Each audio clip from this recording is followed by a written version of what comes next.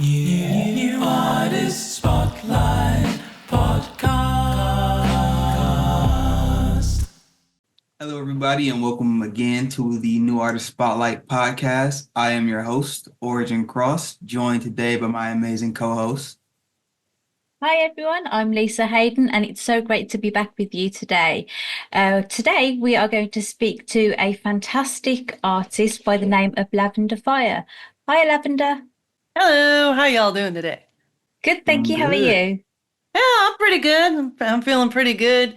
I've got I'm a little more caffeinated now. I've actually made tea. I'm usually a coffee person, but I've got some tea because it's 3:30 in the afternoon and I do not want to be awake for the next 20 hours with caffeine from coffee. So I'm having some tea instead. Nice. For those people who are getting to know you, you come on with a lot of energy, right? So give them a quick introduction into who you are and how you got started. Sure. So most of you guys knew me under my first name, Cecilee. Yeah, try pronouncing that and spelling that 50,000 different combinations. That's why I went with Lavender Fire, because Lavender Fire, one, sounds cooler, and two, it's easier to Google.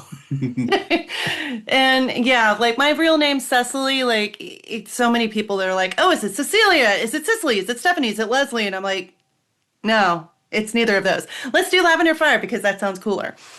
So a little bit about me. I am a piano-based singer-songwriter. I specifically put myself in kind of the micro-genre of sapphic piano pop. So sapphic meaning that I write about my experiences of being a lesbian. And so if I write a love song, it is to a woman. And also I write about my experiences of coming out later in life. And all that fun stuff.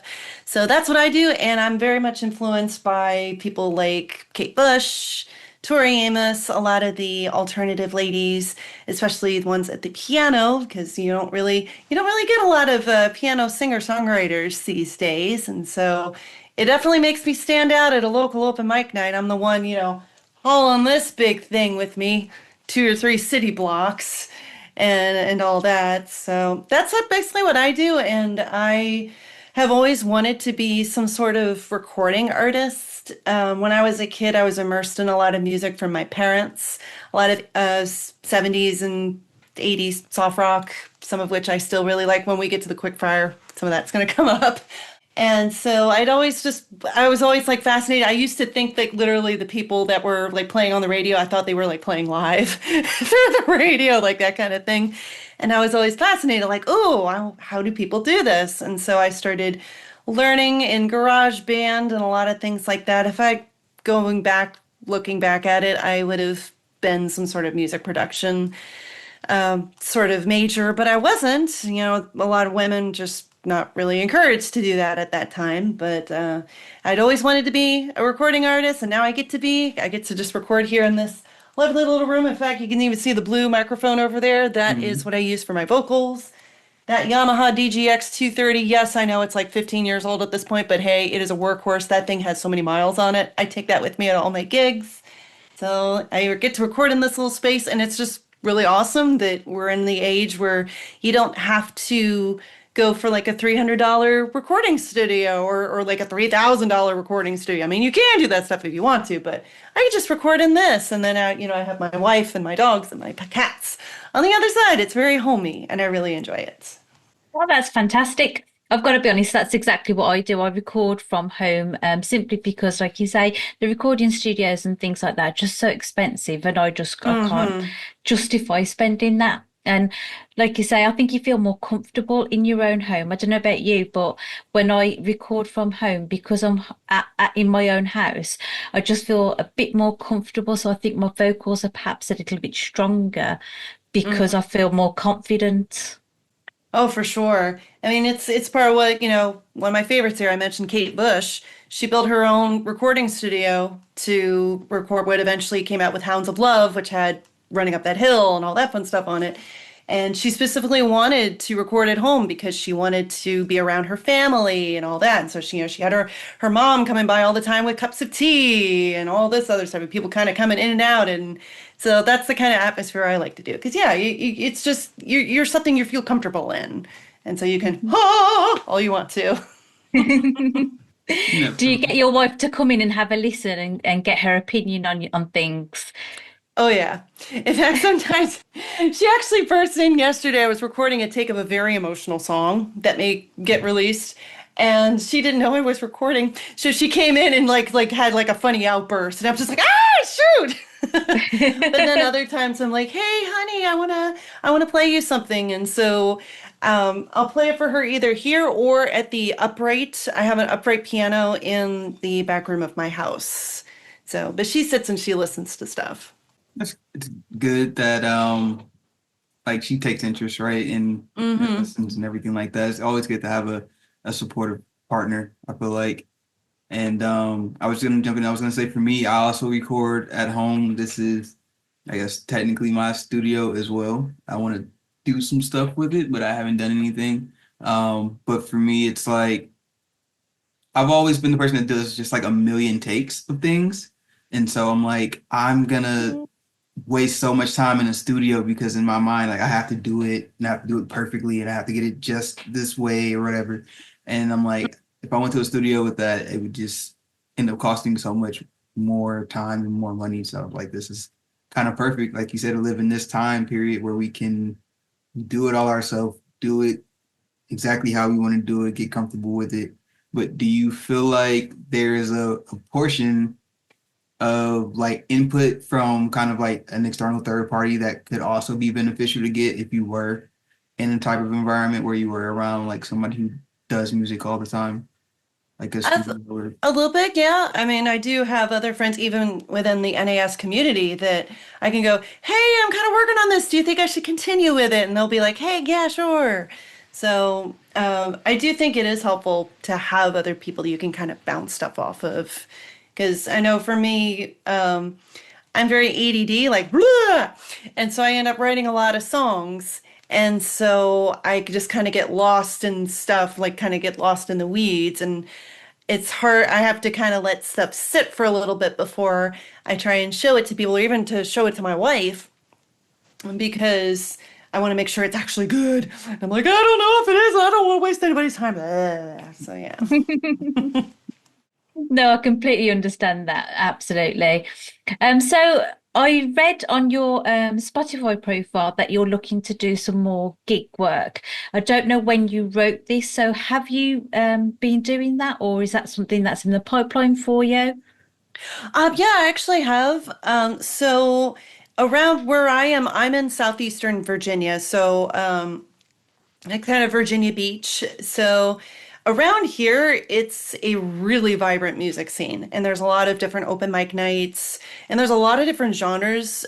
Sometimes certain areas kind of lean more toward country and folk, which makes sense kind of given like you just go 30 miles to the south and you're in like rural North Carolina, like surrounded by nothing but corn, and you might go nuts.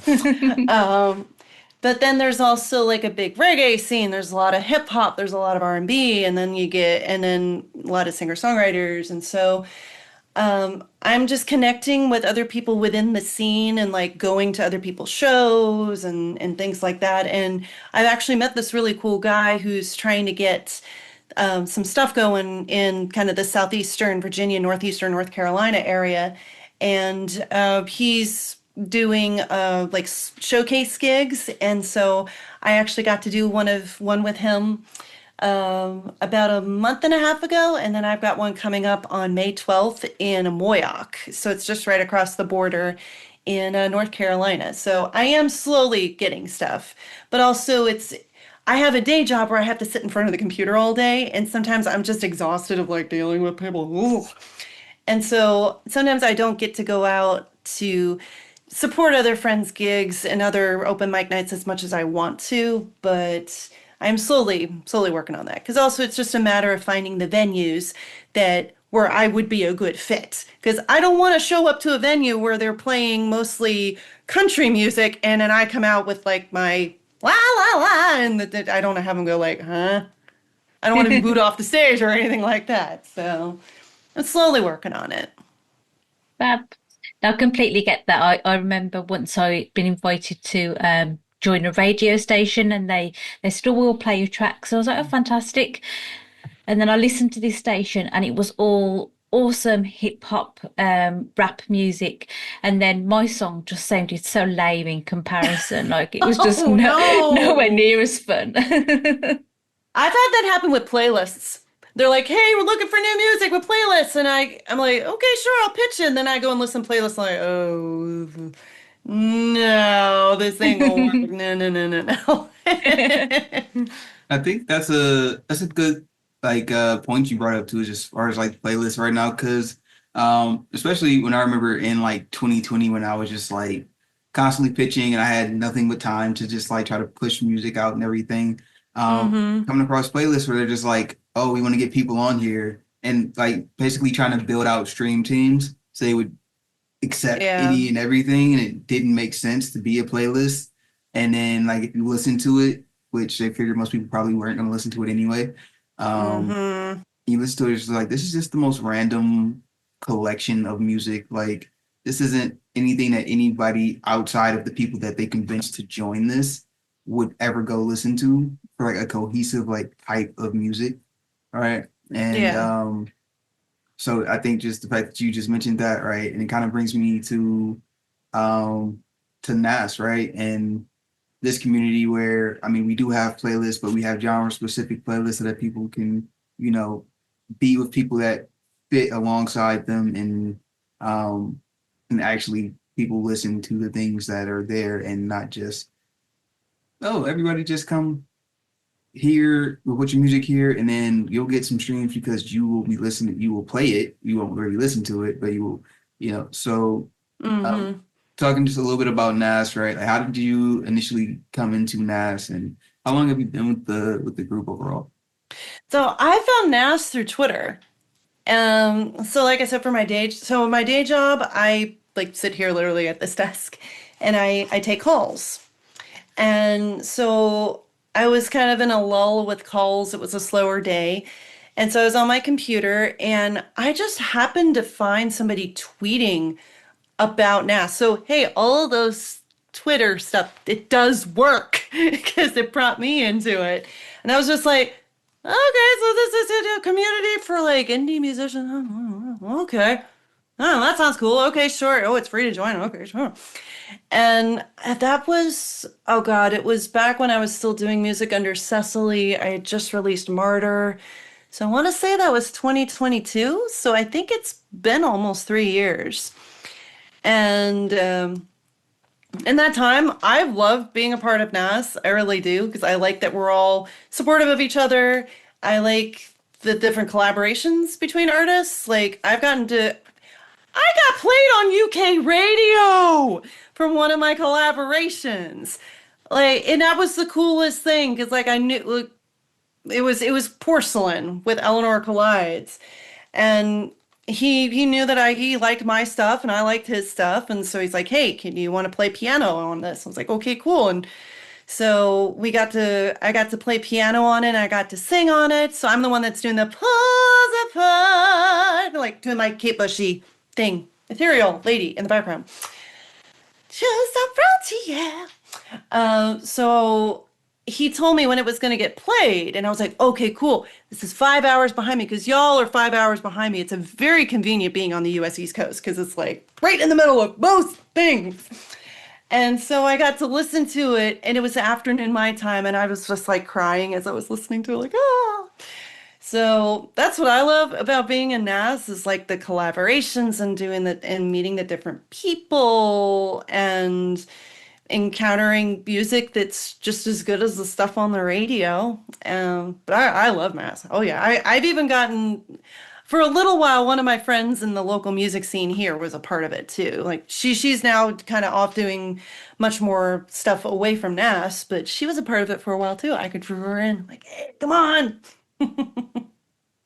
Oh, that's fantastic. And I think that's what a lot of people think and benefit from with NAS, is that those collaborations, but also that support from the network of artists who, some of us have been doing it a short time like myself, but then there are other people who have been doing it a long time, and we can all just sort of bounce ideas off of each other and help each other to progress and find new ways of marketing, or, bounce ideas off each other. It's just absolutely fantastic. Mm-hmm. Yeah, and that's been my favorite part. I've made some really good friends with people in the community, and especially like Eleanor Collides. Like we Nick and I will chat about, like, he'll send me some of his stuff that he's working on, and I sent him something the other day where I was like, I don't know if I'm, and so I kind of sent him that, and he let me know, oh, you need to continue doing this. And I'm like, okay, cool. I will continue with this very fiery song. Okay, cool. So that's what I've really enjoyed. Because otherwise it feels very lonely, just kind of like being out here like, oh. But also Hmm. at it's great to be a part of NAS. And then also like that's given me also confidence to try and get more into like my local music scene and seeing what other people are doing and stuff like that. So that's been really cool. Awesome. And so you have a couple of EPs out at the moment. Hmm. What can we expect from you going forwards? Are you working on any new stuff? Yeah, always working on new stuff. Like I said, I've got ADD, and so like I just write and stuff. I'm like, "Bleh." And then by the end, I'm like, oh wait, I thought I had a track listing for something, and then just I keep going back to the well. That's kind of what I call it. Like, I keep not wanting to go to the well, but the well is like, come on, you have another song. So I go and like give into it. So I am just working on just really rehearsing, because I've been doing a lot, like I said, doing a lot of the open mic nights around here in the Virginia Beach area. And I've got one of my friends, he hosts an open mic night here, Alex Best, and he's also a videographer, and so he's actually going to be helping me with a music video for She's My Ocean. So I'm in coastal Virginia, so it's like the ocean is like 10 miles that way. So we're gonna do a cool music video for that. So that's one thing I got coming up.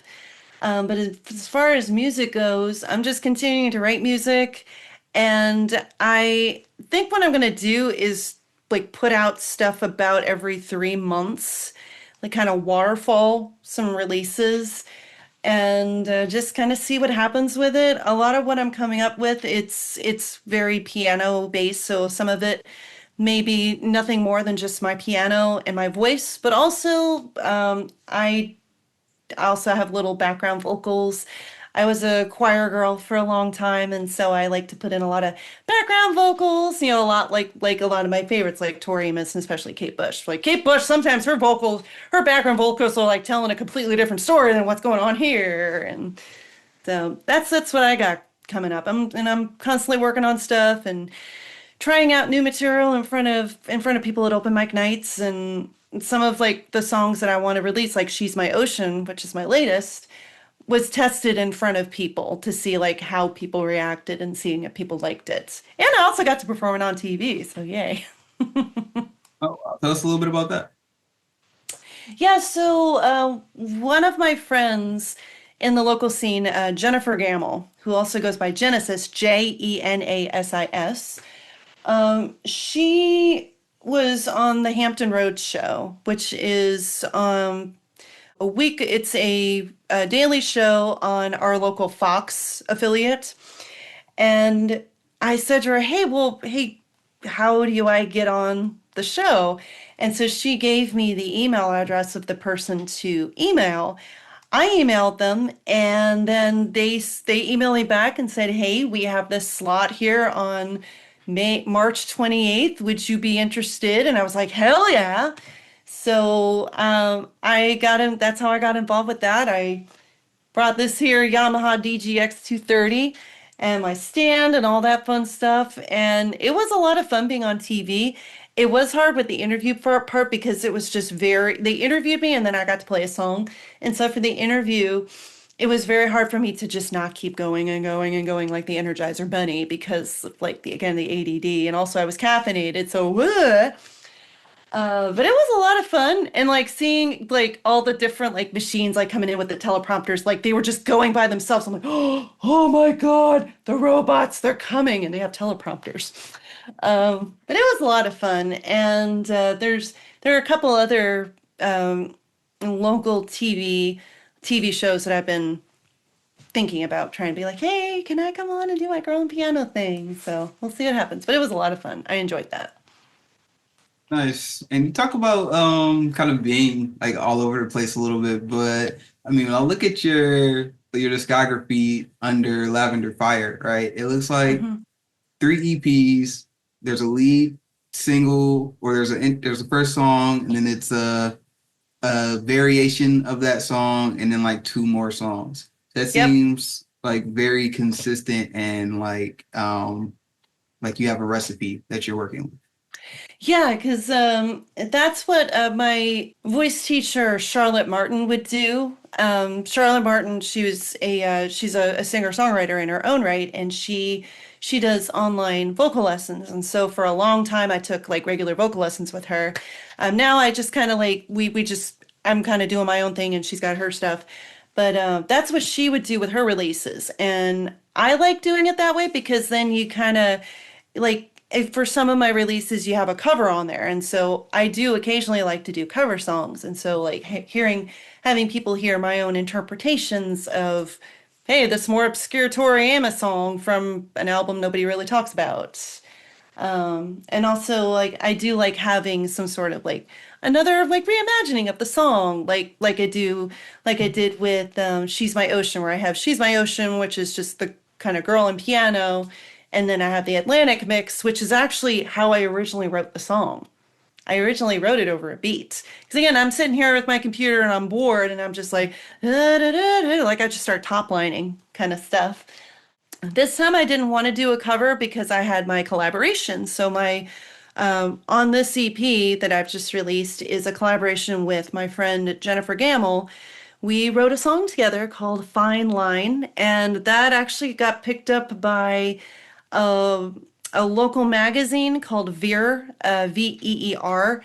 They do weekly Spotify playlists of like the new releases from people in the 757. So that's kind of our area. That's our area code 757.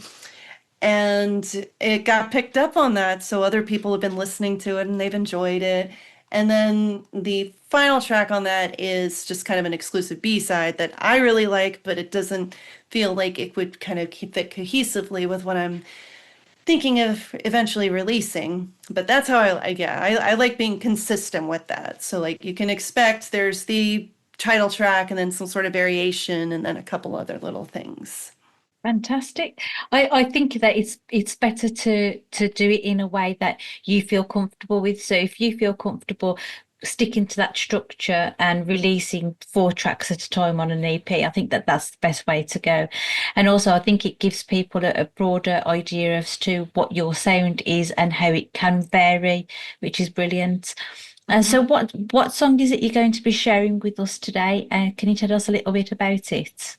Of course, so the song I'm going to be sharing with you guys is She's My Ocean, which is my latest. And it is a love song. It is a love song for my wife. Because when I was growing up, in the late 80s, early 90s, I'm older than I look.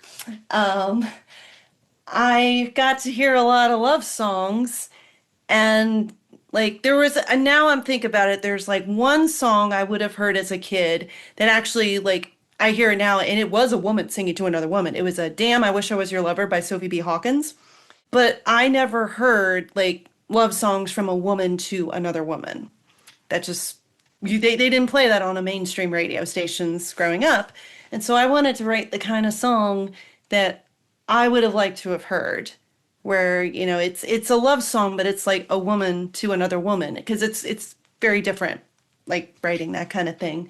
And so I'm especially proud of this one, and this is the one that I got to perform on the Hampton Road show with my wife listening and watching off camera. So this is one of my favorite songs that I've ever written. And also there's a very high note in there. Like I had to like do a lot of exercises to get to the very high note at the very end. It's in the background, but you can kind of hear like a very high thing, and that's me. So that's what we got. We got She's My Ocean.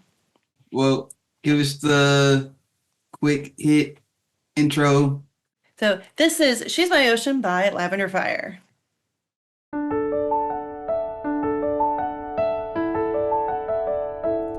She's my ocean. So much blue I feel when I look at her. When I look at her, she's my ocean. The calm in my heart, rising on my shore, rising on my shore. We wander in the sea of all we could be. We wander in the blue. She's my ocean, through and through.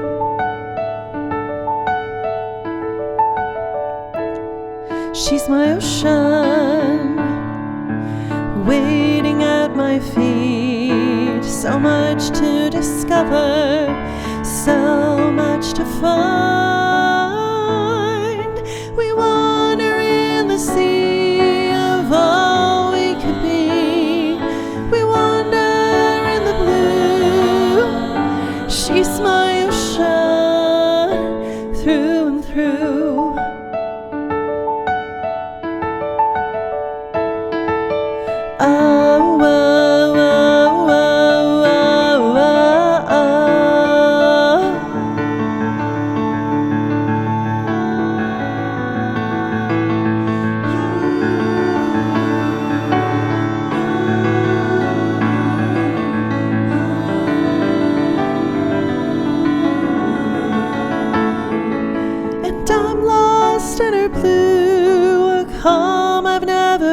Before, and I'm lost in her blue, diving into love here on our shore.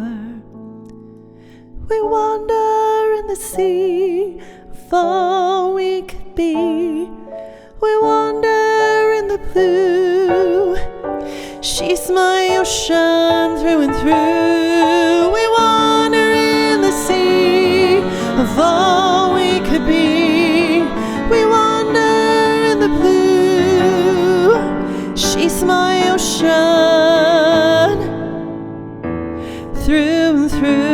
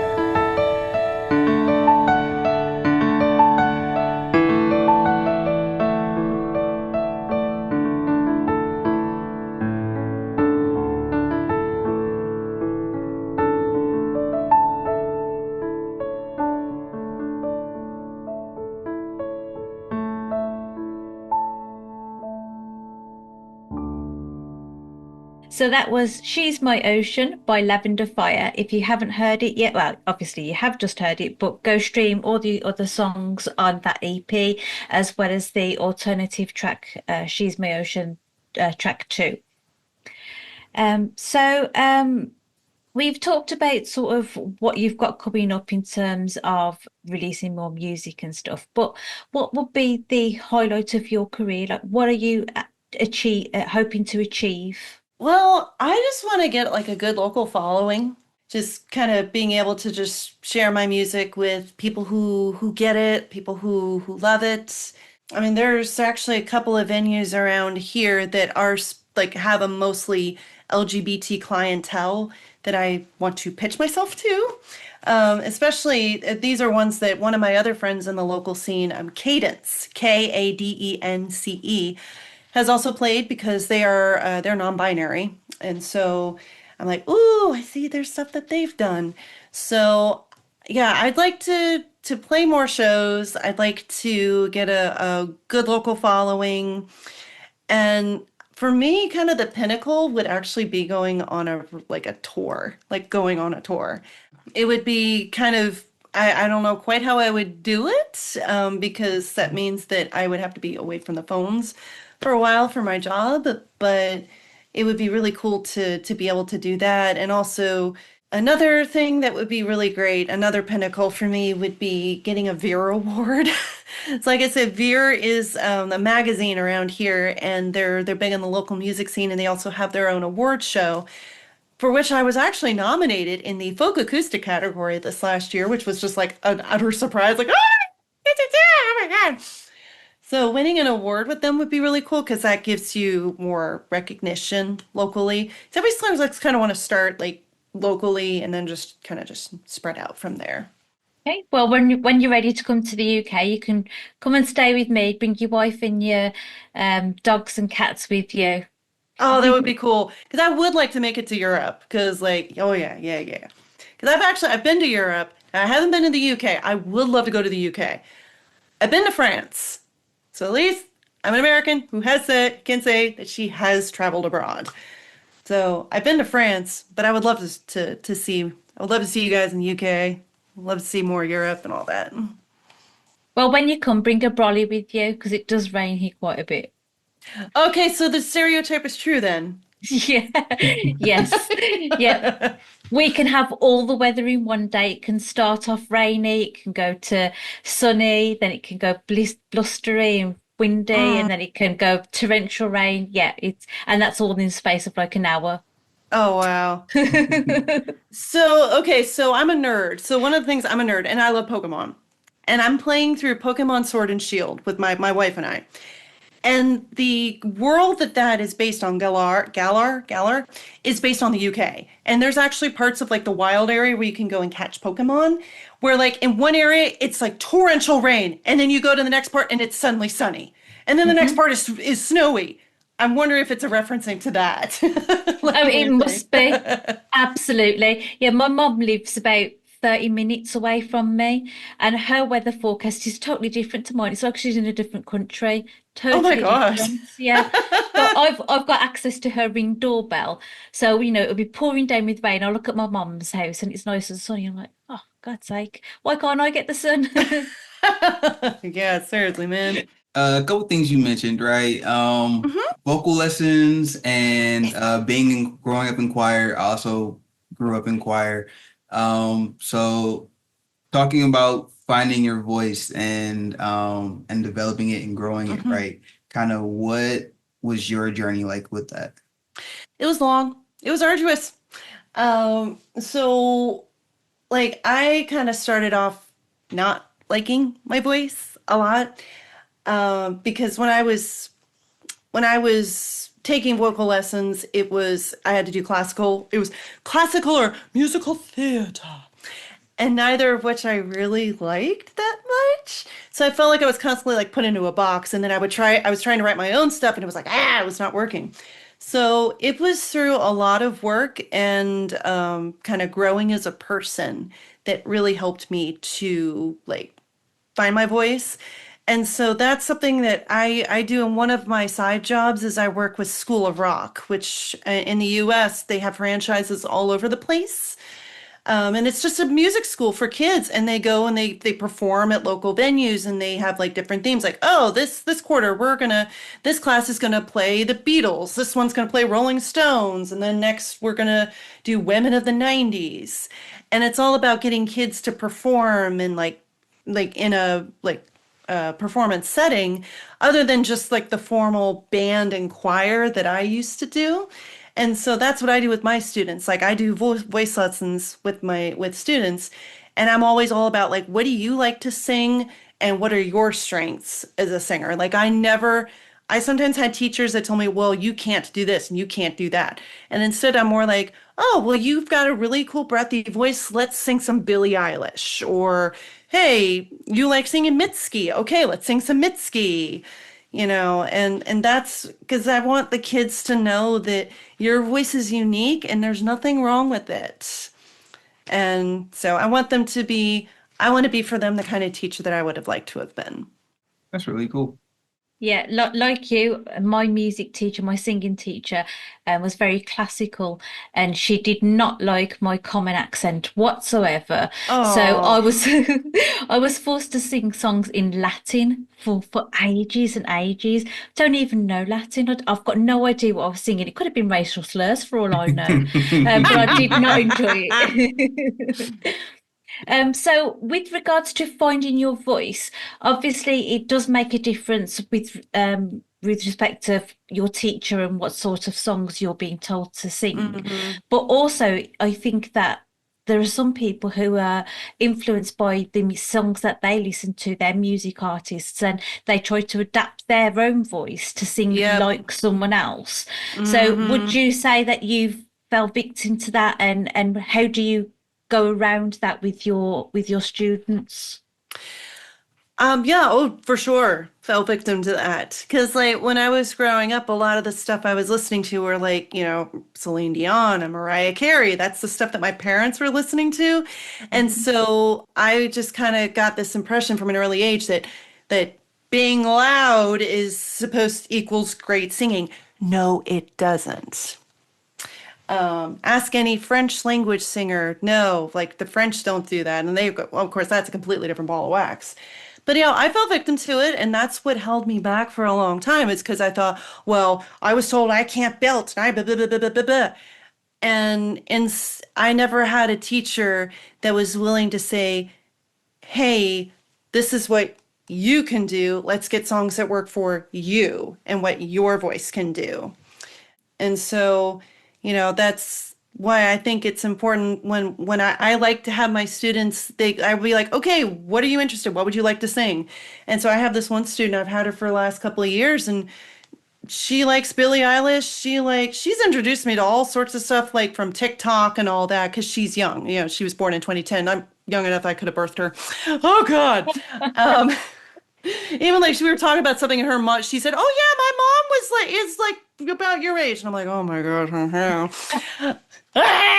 So she introduces me to all sorts of cool stuff, and then I talk with her too about like, hey, let's try this one and all that. Like, so because I would have liked to have had somebody tell me this is what you can do, not go this is what you can't do, because that's what I would have liked to have had.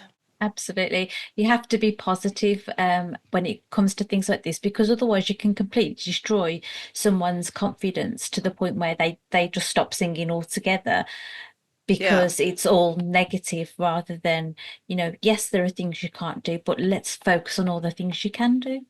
Exactly. Like if I had had a teacher that could have said, "Hey, nobody can sing Mariah Carey except Mariah Carey, and even Mariah Carey can't really sing like Mariah Carey anymore." That would have been nice. It would have been nice to have had somebody tell me that, and like nobody did. And so, yeah, that's what I try to be for my students. What I wanted to have. And as a result of the Mariah Carey slander, we're gonna move into the QuickFire Five. Sorry. And yeah, I hope you're ready. 15 seconds a question, no more than that, or you will be banished from this podcast forever and God. forced to only be able to try to sing Mariah Carey and fail. Oh for life. Jesus. Go, Lord, man. All right, you ready? Lisa, you want to take the first question? Yes. Right. So what is your favorite song from the NAS playlist at the moment? Remedy by, I don't know how to pronounce his name, but it's Coumarin. I want to say it's Coumarin because it looks French and I speak French all day, but I could be wrong. So there we go. What is your favorite Mariah Carey song? I don't really have a favorite Mariah Carey song. I mean, maybe Vision of Love. I mean, that is cool. That is a cool song. Okay. What song would you like to be played at your funeral? Something upbeat. My favorite Kate Bush song, Cloud Busting. Cloud Busting by Kate Bush. Because it's like upbeat and slow celebratory. Yeah, oh. If you could never listen to Kate Bush again, who would be your favorite artist? Oh, that's tough. Well, if I never could listen to Kate Bush, maybe just go to Tori Amos. Just revert to Tori. Have her go up in number one. Okay. If someone were to tell you you can never touch your piano again, what instrument would you pick up instead? Guitar. I would pick up the guitar again because I actually started on guitar. But All I right. would pick that up again.